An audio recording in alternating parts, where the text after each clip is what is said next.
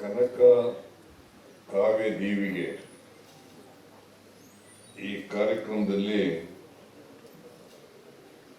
ಮುಖ್ಯ ಅತಿಥಿಗಳಾಗಿ ಭಾಗವಹಿಸಿರ್ತಕ್ಕಂಥ ಹಿಂದುಳಿದ ವರ್ಗಗಳ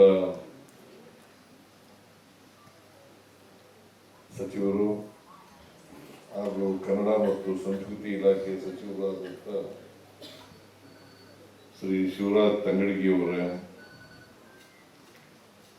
ಗ್ಯಾರಂಟಿ ಯೋಜನೆಗಳ ಅನುಷ್ಠಾನ ಸಮಿತಿಯ ರಾಜ್ಯಾಧ್ಯಕ್ಷರಾದಂಥ ಶ್ರೀ ಎಚ್.ಎಂ. ರೇವಣ್ಣವರ, ಈ ಭಾಗದ ಶಾಸಕರು ಅಧ್ಯಕ್ಷರಾದಂಥ ಶ್ರೀ ಮುನಿರತ್ನ ಅವರ, ಶಾಸಕರಾದಂಥ ಕೋನ್ ರೆಡ್ಡಿ ಅವರ,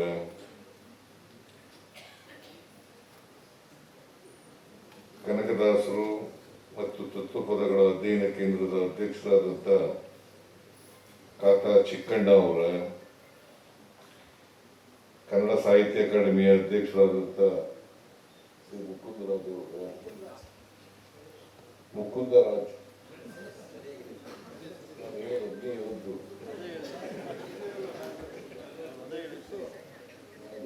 ನಮ್ಮ ಇಷ್ಟನೇ ಹೆಚ್ಚು ಕಡಿಮೆ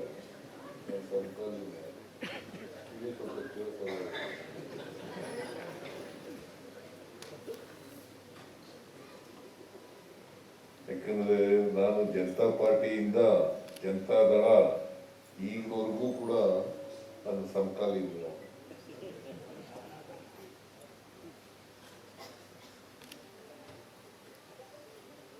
ಮೊದಲಿಂದ ಸ್ನೇಹಕ್ಕೆ ಬಹಳ ಬೆಲೆ ಕೊಡ್ತಕ್ಕಂಥದ್ದು. ನನಗೆ ಒಳ್ಳೆ ಸ್ನೇಹಿತ, ಹಾಗಾಗಿ ನನ್ನ ಬಗ್ಗೆ ಒಳ್ಳೆ ಮಾತುಗಳನ್ನು ಆಡಿದ್ದಾನೆ.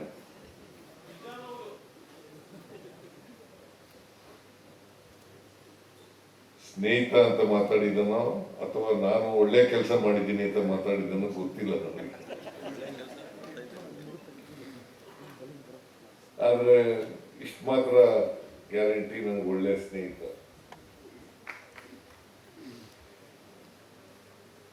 ಆಮೇಲೆ ಕುವೆಂಪು ಭಾಷಾ ಭಾರತಿ ಅಧ್ಯಕ್ಷರಾದಂಥ ಚೆನ್ನಪ್ಪ ಕಟ್ಟಿಯವರ, ಪುಸ್ತಕ ಪ್ರಾಧಿಕಾರದ ಅಧ್ಯಕ್ಷರಾದಂಥ ಮಾನಸ ಅವರ,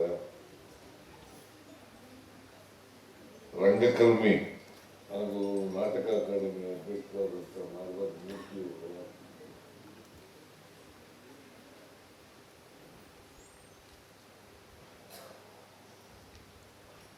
ನಿರ್ದೇಶಕರಾದಂಥ ರಾಷ್ಟ್ರೀಯ ನಾಟಕ ಶಾಲೆಯ ನಿರ್ದೇಶಕರಾದಂಥ ಶ್ರೀ ಶರ್ಮಾ ಅವರ, ವೀಣಾ ಶರ್ಮಾ ಅವರ,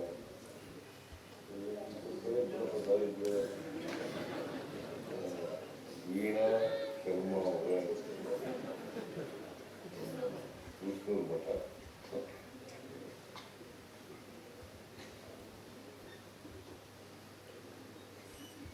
ಎಲ್ಲ ಕನ್ನಡ ಸಂಸ್ಕೃತಿ ಇಲಾಖೆಯ ಅಧಿಕಾರಿಗಳು ವರ್ಗದವರ, ಎಲ್ಲ ಸ್ನೇಹಿತರ, ಈ ಕಾರ್ಯಕ್ರಮದಲ್ಲಿ ಭಾಗವಹಿಸಿರ್ತಕ್ಕಂಥ ಆತ್ಮೀಯ ಬಂಧುಗಳ, ತಾಯಂದಿರ, ಇತರ ಎಲ್ಲ ಸ್ನೇಹಿತರ, ಮಾಧ್ಯಮದ ಗೆಳೆಯರು, ಕನಕ ಕಾವ್ಯ ದೀವಿಗೆ ಅಂತಕ್ಕಂಥ 3 ದಿನ ನಡೀತಾ ಇದೆ ಕಾರ್ಯಕ್ರಮ. ಈ ಕಾರ್ಯಕ್ರಮದಲ್ಲಿ ಅತ್ಯಂತ ಸಂತೋಷದಿಂದ ಭಾಗವಹಿಸಿದ್ದೇನೆ. ಈ ಕಾರ್ಯಕ್ರಮಕ್ಕೆ ಬರಲ್ಲ ಅಂತಂದ್ರೂ ರೇವಣ್ಣ ಬಿಡ್ತಿರ್ಲಿಲ್ಲ. ಮನೆಗೆ ಬಂದ್ಬಿಟ್ಟಿದ್ರು ಬರಲೇಬೇಕು ಅಂತೇಳಿ.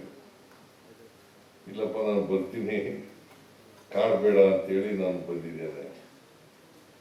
ಬಂದು ಈ ಕಾರ್ಯಕ್ರಮದಲ್ಲಿ ಅತ್ಯಂತ ಸಂತೋಷದಿಂದ ಭಾಗವಹಿಸಿದ್ದೇನೆ, ಉದ್ಘಾಟನೆ ಮಾಡಿದ್ದೇನೆ.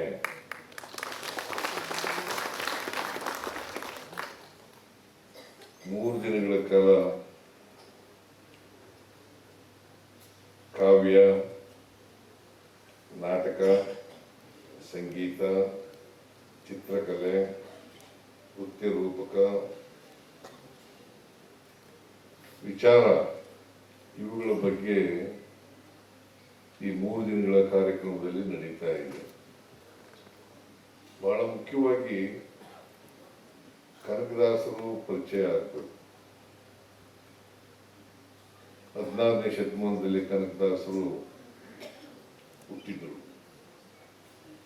ಅವರು ಒಬ್ಬ ಪಾಳ್ಯಗಾರರಾಗಿ ಹುಟ್ಟಿದರು.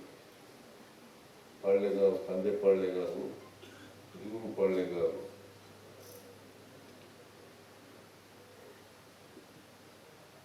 ಇವರು ಆಮೇಲೆ ಸಂತರ. ಹೆಚ್ಚಿನ ವಿಡಿಯೋಗಳಿಗೆ ಪ್ರತಿಧ್ವನಿ ಯೂಟ್ಯೂಬ್ ಚಾನೆಲ್ ಸಬ್ಸ್ಕ್ರೈಬ್ ಮಾಡಿ, ಬೆಲ್ ಐಕಾನ್ ಕ್ಲಿಕ್ ಮಾಡಿ.